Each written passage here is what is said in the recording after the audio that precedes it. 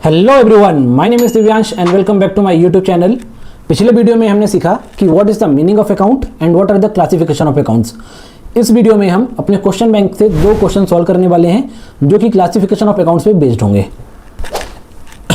ये हमारा question bank है।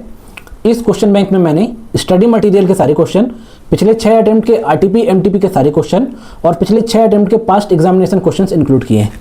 आज हम अपना इलस्ट्रेशन नंबर 6 सॉल्व करेंगे।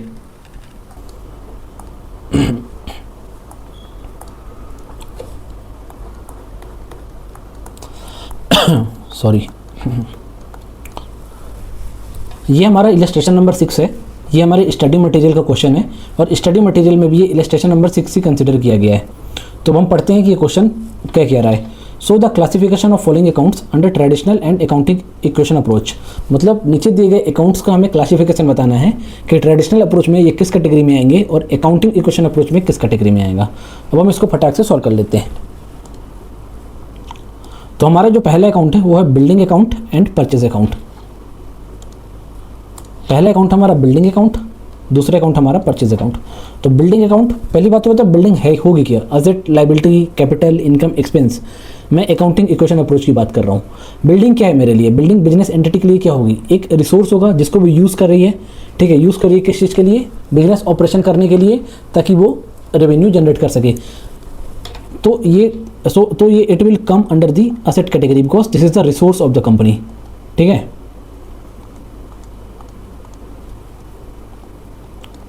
अभी अपन ट्रेडिशनल अप्रोच की बात करें तो क्या बिल्डिंग पर्सनल अकाउंट है, किसी पर्सन से रिलेटेड है? नहीं है, मतलब ये इम्पर्सनल अकाउंट है। इम्पर्सनल में भी क्या ये किसी असेट से रिलेटेड है? यस सर, असेट से रिलेटेड है, तो तुम्हारा रियल अकाउंट के अंदर आएगी। नॉमिनल अकाउंट तक जाने की बात ही नहीं हुई। दूसरा क्या है, दूसरा है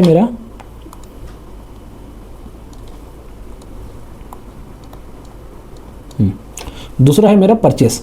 अभी परचेस किस में आएगा मेरा, income, expense, asset, liability, capital. क्या परचेस का मतलब क्या है, परचेस में हम क्या कर रहे हैं, अमाउंट स्पेंड कर रहे हैं किस चीज़ के लिए, ताकि हम बिजनेस एक्टिविटी परफॉर्म कर सकें। मतलब ये मेरा एक्सपेंस कैटेगरी में जाएगा। अब अपन ट्रेडिशनल अप्रोच की बात करें तो क्या ये किसी पर्सन से रिलेटेड है? नहीं है। तो क्या ये किसी असेट से रिलेटेड है? नहीं है। तो क्या ये किसी इनकम, एक्सपेंस, गेन या लॉस से रिलेटेड है? यस सर, एक्सपेंस से रिलेटेड है, तो it will come under the nominal category. अभी हम बात करते हैं अपने सेल्स की एंड बैंक एफडी। एक बार हम चेक कर लें कि है कि नहीं सेल्स एंड बैंक एफडी। ठीक है, मैं सेल्स की बात करूं तो सेल्स क्या है मेरा, सेल्स करने से मेरे को क्या होगा, I will earn something, right. मतलब क्या, ये मेरी इनकम में जाएगा, right, under accounting equation approach. Income क्या होता है तुम्हारा, इनकम होता है कि तुम बिजनेस एक्टिविटी करके तुम क्या अर्न कर रहे हो, दैट इज योर इनकम। तो sales is a kind of activity, right. Purchase करके फिनिश गुड्स बना के उसको सेल करना, ये भी तुम्हारी बिजनेस एक्टिविटी के अंदर आता है। तो वो एक्टिविटी करने से तुमको क्या हो रहा है, तुमको रेवेन्यू जनरेट हो रहा है ना। सो it will come under the revenue category. अभी सेल्स, अभी अपन ट्रेडिशनल अप्रोच की बात करें, क्या किसी पर्सन से रिलेटेड है? नहीं है। क्या किसी असेट से रिलेटेड है? नहीं है। किससे रिलेटेड है, इनकम, मतलब क्या, ये भी तुम्हारा क्या होगा, नॉमिनल अकाउंट। उसके बाद आता है कि बैंक की एफडी। ठीक है, बैंक की एफडी की बात करें हम तो क्या अकाउंटिंग इक्वेशन अप्रोच में क्या ये कंपनी का रिसोर्स है? यस, ये हमारा रिसोर्स है, अभी बैंक के पास रखा हुआ है। मेरा पैसा बैंक के पास रखा हुआ है in the form of investment, जिसमें मैं कुछ इंटरेस्ट अर्न करता हूँ। ठीक है, तो क्या ये कंपनी के लिए रिसोर्स कंसिडर होगा? यस, कंसिडर होगा, तो it will come under the asset category. अभी मैं चलता हूँ कहाँ पे, ट्रेडिशनल अप्रोच में। अभी बताओ बेटा, ये ट्रेडिशनल अप्रोच में क्या होगा, पर्सनल होगा, इम्पर्सनल होगा, रियल, नॉमिनल, किस कैटेगरी में जाएगा? सर ये एसेट से रिलेटेड है तो रियल अकाउंट होना चाहिए। बिल्कुल भी नहीं बेटा, 100% इनकरेक्ट। पर्सनल अकाउंट क्या होता है, जो किसी पर्सन से रिलेटेड हो। उसके भी हमने 3 कैटेगरी पढ़ी थी, natural account, natural personal account, artificial personal account, representative personal account.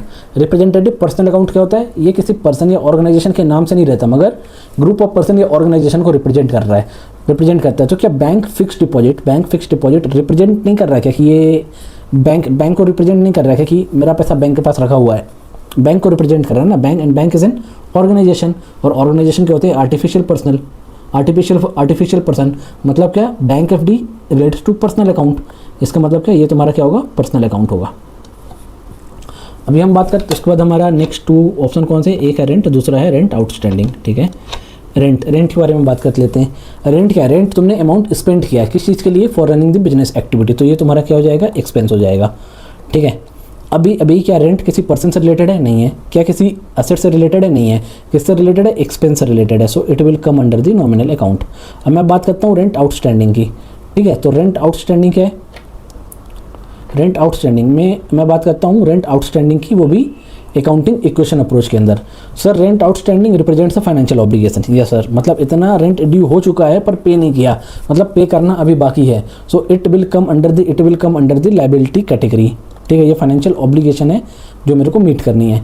अभी मैं यदि ट्रेडिशनल अप्रोच की बात करूँ तो सर मेरा रेंट आउटस्टैंडिंग किस कैटेगरी में जाना चाहिए? क्या पर्सनल अकाउंट में जाना चाहिए? यस बेटा, पर्सनल अकाउंट में जाना चाहिए, क्योंकि this is representing your landlord, कि तुम्हारे लैंडलॉर्ड को कितना देना बाकी है तुम्हें अभी। सो it will come under the personal account. उसके बाद आता है क्या? कैश एंड, एक बार हम देख लेते हैं क्वेश्चन में। उसके बाद आता है हमारा कैश एंड एडजस्टेड परचेस, ठीक है। कैश क्या है तुम्हारा? बहुत ही क्लियर है, it is the resource of the company, तो इसको अपन क्या असेट कैटेगरी में डालेंगे। और because it is related to asset, ये किसी पर्सन से रिलेटेड नहीं है, मतलब पर्सनल तो नहीं होगा, असेट से रिलेटेड है, यस, तो ये क्या हो जाएगा? हमारा रियल अकाउंट हो जाएगा, ठीक है। अभी एडजस्टेड परचेस, ये तुम्हारा क्या एक्सपेंस है, तुमने अमाउंट स्पेंड किया है, ठीक है, तो ये तुम्हारा हो जाएगा एक्सपेंस, ठीक है, एडजस्टेड परचेस, ओके। अभी कि तुम्हारा एडजस्टेड परचेस है, क्या ये किसी पर्सन से रिलेटेड है? नहीं सर। इम्पर्सनल अकाउंट क्या किसी असेट से रिलेटेड है? नहीं सर। किससे रिलेटेड है? एक्सपेंस से रिलेटेड है, so it will come under the nominal category, ठीक है। फिर उसके बाद क्या आता है? क्लोजिंग इन्वेंट्री एंड इन्वेस्टमेंट्स, ठीक है, देख लेते हैं। इन्वेंट्री है, कंपनी का रिसोर्स है, कंपनी इसको यूज़ करेगी आज नहीं तो कल रेवेन्यू जनरेट करने के लिए, असेट में आएगा। अपन चलते हैं किसमें? ट्रेडिशनल अप्रोच में। क्या किसी पर्सन से रिलेटेड है? नहीं है, मतलब पर्सनल तो नहीं होगा। इम्पर्सनल में भी किसी असेट से रिलेटेड है? यस सर, स्टॉक से रिलेटेड है, so it will come under the real account, ठीक है। अभी मैं इन्वेस्टमेंट की बात करूं, ठीक है। इन्वेस्टमेंट क्या है? इन्वेस्टमेंट कंपनी का रिसोर्स है जो कि कहीं पे इन्वेस्टेड है, लाइक राइट, कंपनी इसको यूज़ करेगी किस चीज़ के लिए? For doing the business activity, so it will come under the asset. अभी अपन इसमें देख लेते हैं किसमें? ट्रेडिशनल अप्रोच में। किसी पर्सन से रिलेटेड है? नहीं सर, मतलब इम्पर्सनल में भी एसेट से रिलेटेड है? यस सर, मतलब it will come under the real account. अभी ट्रेड रिसीवल की बात करते हैं। ट्रेड रिसीवल क्या है? पहली बात तो ट्रेड रिसीवल होता क्या है? आपने क्या किया? गुड्स सेल किया है, किसमें? क्रेडिट में किया है, तो जो पैसा आपका आना बाकी है, राइट, तो आपने गुड्स बेचा है, क्रेडिट पे बेचा है, मतलब सामने वाला पर्सन डेटर है, वो आपको 2 महीने के अंदर या 3 महीने के अंदर आपका पैसा आपको दे देगा। मतलब ये कि दिस इज़ योर रिसोर्स, ये तुम्हारा रिसोर्स है जो किसी और के पास रखा हुआ है, जिसे तुम आज नहीं तो कल यूज़ करोगे ही करोगे, तो ये तुम्हारा क्या हो जाएगा? It will come under the asset category. अब ट्रेड रिसीवल, अब ट्रेडिशनल अप्रोच में बात अलग हो जाएगी। कैसे बात अलग हो जाएगी? ट्रेड रिसीवल क्या है? आपने गुड्स बेचा, ठीक है, क्रेडिट पे सामने वाले को, मतलब सामने वाला आपका डेटर हो गया, सामने वाला ही क्या हुआ? आपका डेटर हो गया, और डेटर को ही हम ट्रेड रिसीवल बोलते हैं। मतलब क्या कि सामने वाले से पैसा लेना बाकी है, मतलब मैंने गुड्स किसी पार्टी को बेचा था, किसी पर्सन को बेचा था, both natural and the artificial, मतलब किसी ह्यूमन बीइंग को बेचा था या किसी ऑर्गेनाइजेशन को बेचा था, ठीक है। मतलब ट्रेड रिसीवेबल क्या कर रहा है? ट्रेड रिसीवेबल क्या कर रहा है? किसी पर्सन से रिलेटेड है, इसका मतलब क्या हुआ? It will come under the personal account. उसके बाद आता है सेल्स टैक्स पेबल। क्या? This is a financial obligation, साफ समझ में आ रहा है, तो यहाँ पे लाइबिलिटी होगा।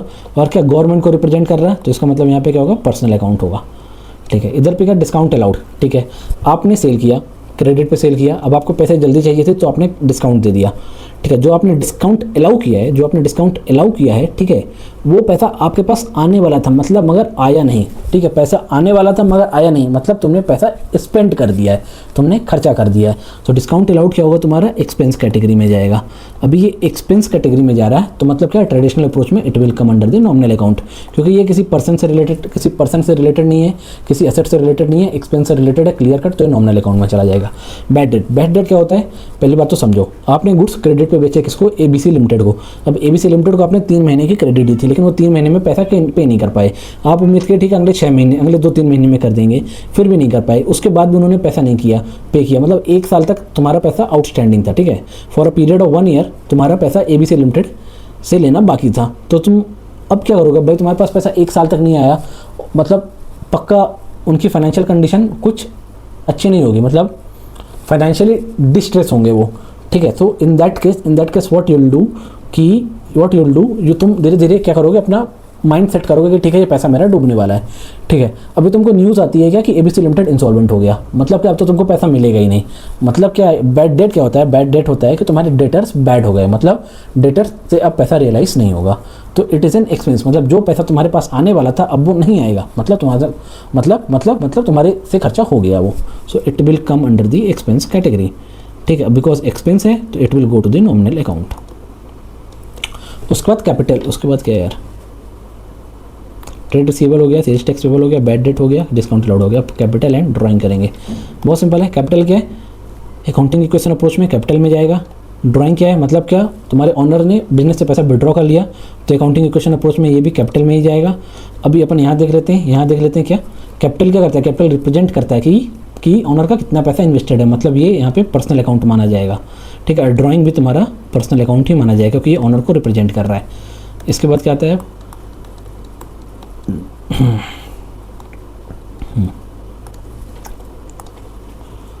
इंटरेस्ट रिसीवेबल और रेंट रिसीव्ड इन एडवांस।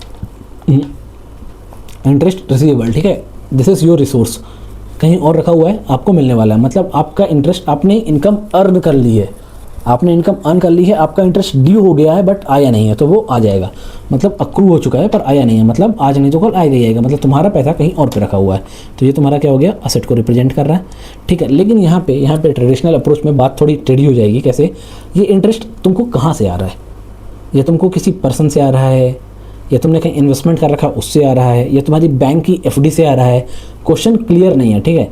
तो अपन सेफर साइड में मान के चलेंगे कि ये पैसा ऊपर बैंक एफडी था, ये पैसा बैंक की एफडी से आ रहा है, ठीक है। बैंक की एफडी में जो इंटरेस्ट मेरे को मिलना चाहिए था वो अक्रू हुआ है, वो बस वो रियलाइज़ नहीं हुआ, वो रियलाइज़ हो जाएगा।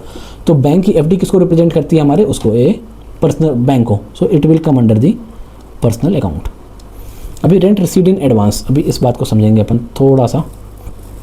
देखो, जब बिल्डिंग रेंट पे या कोई प्रॉपर्टी रेंट पे जाती है ना तो उसमें there are two parties involve, ठीक है। एक तो तुम्हारा होता है लैंडलॉर्ड, वो कौन है, वो मालिक, मतलब honour of the property.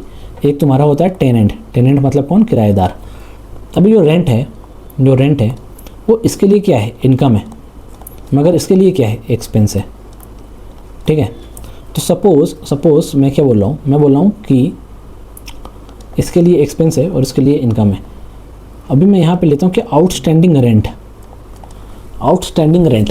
Expense क्या होता है, आउटस्टैंडिंग एक्सपेंस होता है सर कि एक्सपेंस ड्यू तो हो चुका है मगर पे नहीं हुआ, मतलब खर्चा तो कंफर्म है कि खर्चा हुआ है पर मैंने उसको पे नहीं किया, मतलब आज नहीं तो कल मैं उसको पे करूँगा, ठीक है। आउटस्टैंडिंग रेंट मतलब somewhere it is related to expense, मतलब यहाँ पे हम क्या कर रहे हैं, टेनेंट के बारे में बात कर रहे हैं, टेनेंट के बारे में बात करें तो टेनेंट के लिए क्या हो जाता है, लाइबिलिटी हो जाएगी, ठीक है। लेकिन यदि मैं लैंडलॉर्ड की बात करूँ तो लैंडलॉर्ड के लिए यहाँ पे टर्मिनोलॉजी चेंज हो जाती है, ठीक है। लैंडलॉर्ड के लिए ये आउटस्टैंडिंग नहीं, ये रेंट रिसीवेबल बन जाता है, मतलब रेंट मेरा ड्यू हो गया पर मिला नहीं है, ठीक है, मतलब आज नहीं तो कल टेनेंट मेरे को पे करेगा, तो ये मेरे लिए क्या हो जाएगा, ये मेरे लिए असेट बन जाता है, ठीक है।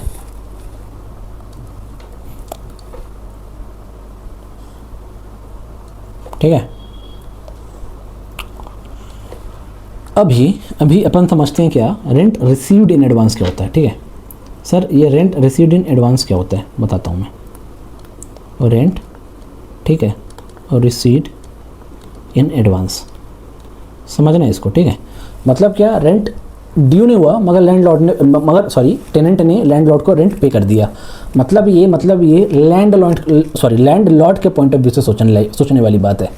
समझिएगा कि हर महीने का रेंट अगले महीने की 5 तारीख को मिलता है, मगर मार्च महीने का रेंट जो अप्रैल में 5 अप्रैल को मिलने वाला था, तब मेरे टेनेंट ने क्या किया कि मार्च अप्रैल दोनों का रेंट मेरे को पे कर दिया, मतलब मार्च का जो मेरा रेंट रिसीवेबल था वो क्लियर हो गया, अब अप्रैल का मेरे पास क्या हुआ, रेंट एडवांस में आ गया। तो अभी तो मैं इसको अपने इनकम में नहीं डालूंगा ना, ये किसी और का पैसा मेरे पास रखा हुआ, जब मैं सर्विस दूंगा तब तो मैं इसको इनकम में डालूंगा, तो मेरे लिए क्या हो जाएगा, ये मेरे लिए लाइबिलिटी का रोल प्ले करेगा, ठीक है। मगर इसी कॉन्टेक्स्ट में यदि मैं किसके लिए बात करूँ, टेनेंट के लिए, तो ये टेनेंट के लिए प्रीपेड रेंट हो जाएगा, ठीक है। 5 अप्रैल को टेनेंट के लिए प्रीपेड रेंट हो जाएगा, मतलब टेनेंट का पैसा कहाँ रखा हुआ है, टेनेंट का पैसा रखा हुआ है कहाँ पे, लैंडलॉर्ड के पास, ठीक है। मतलब क्या, रेंट की अपन बात करें, 2 पार्टीज इन्वॉल्व, लैंडलॉर्ड टेनेंट, ठीक है। रेंट लैंडलॉर्ड के लिए क्या है, इनकम है, मगर टेनेंट के लिए क्या, एक्सपेंस है। अभी क्या किया है, रेंट ड्यू हो गया है, मतलब रेंट ड्यू हो गया पर पे नहीं हुआ है, मतलब मैं किसके लिए बात कर रहा हूँ, मैं आउटस्टैंडिंग रेंट की बात कर रहा हूँ, मतलब मैं टेनेंट के पॉइंट ऑफ व्यू से बात कर रहा हूँ। तो टेनेंट के लिए क्या हो जाएगा, ये लाइबिलिटी हो जाएगा। मगर यदि इसी आउटस्टैंडिंग रेंट में यदि मैं लैंडलॉर्ड का पॉइंट ऑफ व्यू डालूँ तो आउटस्टैंडिंग रेंट नहीं कहलाएगा, रेंट रिसीवेबल कहलाएगा। रेंट रिसीवेबल कहलाएगा, मतलब रेंट मेरे पास आना है, रेंट अक्रू हो चुका है मगर रिसीव नहीं हुआ, it will realise in some time. तो लैंडलॉर्ड के पॉइंट ऑफ व्यू से ये एसेट हो जाएगा। ऐसे मैं बात करता हूँ रेंट रिसीव्ड इन एडवांस। पहले मैं लैंडलॉर्ड के पॉइंट ऑफ व्यू से बात कर रहा हूँ, क्यों, क्योंकि यहाँ पर रिसीव्ड लिखा हुआ है। अब rent received in advance, advance में पैसा मिल गया, इनकम अभी मैंने सर्विस रेंडर नहीं की मगर मेरे को पैसा मिल गया, तो मेरे लिए लाइबिलिटी हो जाएगा। जब मैं सर्विस रेंडर करूँगा तो मैं इसको लाइबिलिटी से इनकम में डाल दूंगा। मगर यदि इसी रेंट रिसीव्ड इन एडवांस में यदि मैं टेनेंट का पॉइंट ऑफ व्यू डालूँ तो टर्मिनोलॉजी चेंज हो जाएगी, वो प्रीपेड रेंट हो जाएगा। मतलब क्या, टेनेंट ने एडवांस में पैसा दे दिया, मतलब टेनेंट का एडवांस मनी किसके पास रखा हुआ है, लैंडलॉर्ड के पास रखा हुआ है, तो वो क्या एसेट की तरह ट्रीट हो जाएगा, समझे। तो अपन रेंट रिसीव्ड इन एडवांस, यहाँ पे अपन क्या कर रहे हैं, यहाँ पे अपन लैंडलॉर्ड का पॉइंट ऑफ व्यू चेक कर रहे हैं। तो लैंडलॉर्ड के पॉइंट ऑफ व्यू से रेंट रिसीव्ड इन एडवांस क्या होगा, लाइबिलिटी होगी। कैसे लाइबिलिटी होगी, कि भाई सर्विस रेंडर नहीं की ना बेटा, जब सर्विस रेंडर करेंगे तब तो हम इसको इनकम मानेंगे, तो ये लाइबिलिटी होगी, फाइनेंशियल ऑब्लिगेशन को रिप्रेजेंट करेगा ये। उसके बाद क्या है, अभी रेंट रिसीव्ड इन एडवांस, मतलब कहीं सम यदि मैं ट्रेडिशनल अप्रोच की बात करूँ तो ट्रेडिशनल अप्रोच में ये किसी पर्सन से रिलेटेड है। Rent received in advance is representing the tenant, ठीक है, तो ये क्या हो जाएगा, ये तुम्हारा पर्सनल अकाउंट हो जाएगा। ऐसे प्रीपेड सैलरी अकाउंट, सबसे पहली बात तो क्या, यहाँ पे एम्प्लॉयर है, यहाँ पे एम्प्लॉयर पिक्चर में आएगा, ठीक है, क्योंकि एडवांस सैलरी रिसीप्ट लिखा होता तो मैं क्या मानता कि ये एम्प्लॉय के पॉइंट ऑफ व्यू से, मगर ये प्रीपेड सैलरी अकाउंट, मतलब पहले से ही सैलरी पे कर दिया, तो ये तुम्हारे एम्प्लॉयर के पॉइंट ऑफ व्यू से। अब एम्प्लॉयर ने एडवांस में सैलरी पे कर दिया, मतलब क्या, मतलब ये एम्प्लॉयर के लिए असेट का रोल प्ले करेगा, ठीक है। पर prepaid salary account traditional approach में क्या किसी पर्सन को रिप्रेजेंट कर रहा है, yes sir, group of employees को रिप्रेजेंट कर रहा, तो तुम्हारा क्या हो जाएगा, ये पर्सनल अकाउंट हो जाएगा। ऐसे मैं देखूँ बैड डेट रिकवरी अकाउंट, जब बैड डेट हुआ था, मतलब मैंने सेल किया किसको, एबीसी लिमिटेड को, न्यूज़ आई एबीसी लिमिटेड इंसॉल्वेंट हो गया है, तो मैंने 100 रुपये की सेल की थी, 100 का 100 मैंने बैड डेट में बुक कर दिया था, मगर वो 100 में से 40 रुपये रिकवर हो गए, तो जो 40 रुपये रिकवर हो गए वो मेरा बैड डेट रिकवर हो गया, ठीक है। मतलब बैड डेट रिकवर का मतलब ऐसा पैसा जिसे तुमने पीएनएल में राइट ऑफ कर दिया था, ये मान के कि अब तो ये नहीं आएगा, कुछ टाइम बाद वो रिकवर हो गया। तो जो बैड डेट रिकवर हुआ है, जब तुम्हारे पास बैड डेट हुआ था तुमने उसको एक्सपेंस माना था, अभी वो रिकवर हुआ तो तुम उसको रेवेन्यू मानोगे ना बेटा, राइट, इनकम हो जाएगा ना तुम्हारे लिए वो। और बैड डेट रिकवर्ड अकाउंट, ठीक है, ये क्या कर रहा है, जो बैड डेट रिकवर अकाउंट है, क्या ये किसी पर्सन से रिलेटेड है, यस सर, है ना, या किसी एसेट से रिलेटेड है, या किसी नॉमिनल अकाउंट से रिलेटेड है। Sir bad debt recover account किसी पर्सन से रिलेटेड नहीं है, क्यों, क्योंकि किसी स्पेसिफिक पर्सन को रिप्रेजेंट नहीं कर रहा वो। लेकिन बैड डेट रिकवर अकाउंट ये मेरा इनकम को रिप्रेजेंट कर रहा है, मेरे गेन को रिप्रेजेंट कर रहा है, जो मेरे को लॉस हो गया था वो लॉस मेरा गेन हो गया है अभी, तो इसको मैं किस में डालूंगा, अंडर नॉमिनल कैटेगरी। अभी डेप्रिसिएशन के बारे में सोचते हैं अपन, डेप्रिसिएशन, ठीक है, डेप्रिसिएशन किस पे चार्ज होता है, कैपिटल एसेट पे चार्ज होता है। कैपिटल एसेट क्या होते हैं, वो एसेट जिससे आप बेनिफिट एक से ज़्यादा साल के लिए उठाओगे, मतलब जिसको आप एक से ज़्यादा साल के लिए यूज़ करोगे उससे होने वाले बेनिफिट आपको एक से ज़्यादा साल के लिए होंगे, वो होते तुम्हारे कैपिटल एसेट। तो जब तुम किसी कैपिटल एसेट को परचेस करते हो, उससे मशीनरी परचेस किया, उस टाइम पे उसको अपन कैपिटल एक्सपेंस ट्रीट करते हैं। क्यों, क्योंकि उस एक्सपेंस से तुमने कैपिटल एसेट परचेस किया जिसे तुम एक से ज़्यादा साल तक यूज़ करोगे। मतलब क्या, जब तुम कैपिटल एक्सपेंस इनकर करते हो तो तुम उसको स्ट्रेट फॉरवर्ड पीएनएल में डेबिट नहीं करते हो, उसे तुम असेट रिकॉग्नाइज करते हो, और over a period of time तुम उसे एक सर्टेन पोर्शन पीएनएल में राइट ऑफ करते जाते हो। तो जो तुम्हारा डेप्रिसिएशन है वो तुम्हारा फिक्स असेट पे लगता है। फिक्स असेट जैसे तुम्हारे ने मशीन परचेस की, ये मशीन को तुम एक से ज़्यादा साल तक यूज़ करोगे, so it is your capital asset. अभी जो तुमने मशीन परचेस की, जो तुमने एक्सपेंस इनकर किया, इसको तुम पीएनएल में डाले, इसको तुम असेट बना के बुक में रिकॉर्ड कर लिए। अब over a period of time तुम्हारी मशीन पुरानी होती जाएगी, ठीक है, जब मशीन तुम्हारी पुरानी होती जाएगी तो उसका एक सर्टेन पोर्शन तुमको पीएनएल में राइट ऑफ करना पड़ेगा ना। वो जो तुम राइट ऑफ कर रहे हो ना, वो तुम्हारे क्या एक्सपेंस की तरह ट्रीट होता है, तो वो तुम्हारा होता है डेप्रिसिएशन। तो and the depreciation is an non cash expense. Why non cash expense, because cash तो मैं पहले ही पे कर दिया ना, जब मैं कैश पे किया तब मैंने असेट रिकॉग्नाइज किया था। अब असेट को मैं over a period of time deplete करूँगा, डेप्रिशिएट करूँगा, और पीएनएल में अपना एक्सपेंस रिकॉग्नाइज करूँगा, ठीक है। और डिप्रिसिएशन क्या है कि किसी पर्सन को रिप्रेजेंट नहीं करता, किसी असेट को रिप्रेजेंट नहीं करता, पर हाँ एक्सपेंस को जरूर रिप्रेजेंट करता है, तो it will be your nominal account, जो तुम्हारा पीएनएल हिट करेगा। Personal income tax, personal income tax क्या होता है पर्सनल इनकम टैक्स सीधे मैं लिख देता हूँ, ये पर्सनल अकाउंट है, ठीक है, क्यों, और दूसरा यहाँ पे क्या हो जाएगा, कैपिटल है, कैपिटल में जाएगा, वो भी कैसा, ड्राइंग के फॉर्म में। मतलब क्या पर्सनल इनकम टैक्स प्रोपराइटर का इनकम टैक्स ऑर्गेनाइजेशन ने पे कर दिया, मतलब जो पैसा, and organisation and proprietor both are separate entity in the eye of the law, ठीक है। बिजनेस पॉइंट ऑफ व्यू से ऑनर और बिजनेस दोनों सेपरेट एंटिटी हैं। मतलब क्या, यदि ऑनर का इनकम टैक्स बिजनेस पे कर रहा है, इसका मतलब ऑनर ने बिजनेस से पैसा लिया है, बिजनेस से पैसा बाहर निकाल लिया है। वो क्या हिट करेगा? कैपिटल हिट करेगा, कैपिटल रिड्यूस करेगा, तो कैपिटल अकाउंटिंग इक्वेशन अप्रोच में कैपिटल कैटेगरी में जाएगा, मगर ट्रेडिशनल अप्रोच में पर्सनल कैटेगरी में जाएगा। क्यों? क्योंकि तुम्हारे ऑनर को रिप्रेजेंट कर रहा है ये, इसलिए। तो बेटा ये था हमारा इलस्ट्रेशन नंबर 6, जो कि हमारी स्टडी मटेरियल में भी इलस्ट्रेशन नंबर 6 ही है। अब हम एक क्वेश्चन और सॉल्व करेंगे, इलस्ट्रेशन नंबर 7, वो भी इसी टॉपिक से रिलेटेड है। छोटा सा क्वेश्चन है, उसमें इतना बड़ा क्वेश्चन नहीं है वो, हम उसको जल्दी से सॉल्व कर लेते हैं, ठीक है। इलस्ट्रेशन नंबर 7 ये, इसे हम यहीं पे सॉल्व करेंगे और ऐसे सॉल्व करेंगे क्या कि traditional approach, accounting equation approach, traditional approach और अकाउंटिंग इक्वेशन अप्रोच। सबसे पहले रेंट आउटस्टैंडिंग, अकाउंटिंग इक्वेशन में क्या हुआ? फाइनेंशियल ऑब्लिगेशन को रिप्रेजेंट कर रहा है ना ये, तो ये तुम्हारा लायबिलिटी हो गया, ठीक है। और ट्रेडिशनल अप्रोच में ये तुम्हारे ऑनर को रिप्रेजेंट कर रहा है ना, तो ये तुम्हारा पर्सनल अकाउंट हो गया। क्लोजिंग इन्वेंटरी क्या है? तुम्हारे रिसोर्स हैं जिसको तुम आज नहीं तो कल यूज़ करोगे और क्या करोगे? रेवेन्यू जनरेट करोगे, तो तुम्हारा असेट हो गया। ये तुम्हारा यहाँ पे क्या होगा? ये तुम्हारे असेट से रिलेटेड है, so it will come under the real account. Sales से क्या हो रहा है? तुम्हें रेवेन्यू हो रहा है, right, so it will go under the revenue category in accounting equation approach. मतलब क्या बिजनेस एक्टिविटी करके तुम रेवेन्यू जनरेट कर रहे हो, इसलिए वो रेवेन्यू कैटेगरी में गया है। और अपन ट्रेडिशनल अप्रोच की बात करें तो ये जाएगा नॉमिनल अकाउंट में। क्यों? क्योंकि ये इनकम से रिलेटेड है। बैंक के fix deposit, it represents the resource of the organisation, जो बैंक के पास रखा हुआ है, मतलब असेट, और ये बैंक को रिप्रेजेंट कर रहा है, तो it will come under the personal category, ठीक है। अभी कैश बहुत सिंपल है, ये रियल अकाउंट होगा, यहाँ पे असेट होगा। क्यों? क्योंकि कंपनी का रिसोर्स है। बैड डेट तुम्हारा एक्सपेंस हो गया, जो पैसा मिलने वाला था वो नहीं मिला, मतलब तुम्हारा खर्चा हो गया और एक्सपेंस से रिलेटेड है, इसलिए it will go under the nominal account. अभी कैपिटल की बात करें तो capital will go under the capital category in accounting equation approach, और ट्रेडिशनल अप्रोच में ये पर्सनल अकाउंट होगा। क्यों? क्योंकि ये ऑनर को रिप्रेजेंट करता है। सेल्स टैक्स पेबल तुम्हारी लायबिलिटी है, फाइनेंशियल ऑब्लिगेशन है, गवर्नमेंट को पे करना है।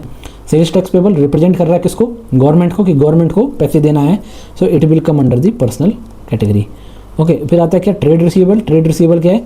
तुम्हारा रिसोर्स है, तुम्हारा पैसा किसी और के पास रखा है, कल आएगा, फिर तुम कल इसको यूज़ करोगे इस पैसे को और बिजनेस करोगे, सो it will come under the asset category. और ट्रेड रिसीवेबल ये क्या कर रहा है? ये रिप्रेजेंट कर रहा है, किसको रिप्रेजेंट कर रहा है? डेटर्स को रिप्रेजेंट कर रहा है, ठीक है। तो ये कहाँ पे जाएगा? पर्सनल अकाउंट में जाएगा। डिप्रिसिएशन जैसे मैंने एक्सप्लेन किया कि ये एक नॉन कैश एक्सपेंडिचर है, कैपिटल असेट पे चार्ज होता है over a period of time. Capital asset की कॉस्ट का सर्टेन पोर्शन हम पीएनएल में राइट ऑफ करते हैं, तो ये तुम्हारा एक्सपेंस हो गया, ठीक है। ये मेरा एक्सपेंस हो गया, और डिप्रिसिएशन यहाँ पे जाएगा नॉमिनल कैटेगरी में। ड्राइंग क्या कर रहा? ऑनर क्या कर रहा है? बिजनेस से पैसा विड्रॉ कर रहा है, so it will come under the capital category. और ड्राइंग किसको रिप्रेजेंट कर रहा है? ऑनर ने बिजनेस से कितना पैसा विड्रॉ किया है, इसलिए यहाँ पे किस में आएगा? यहाँ पे आएगा पर्सनल अकाउंट में।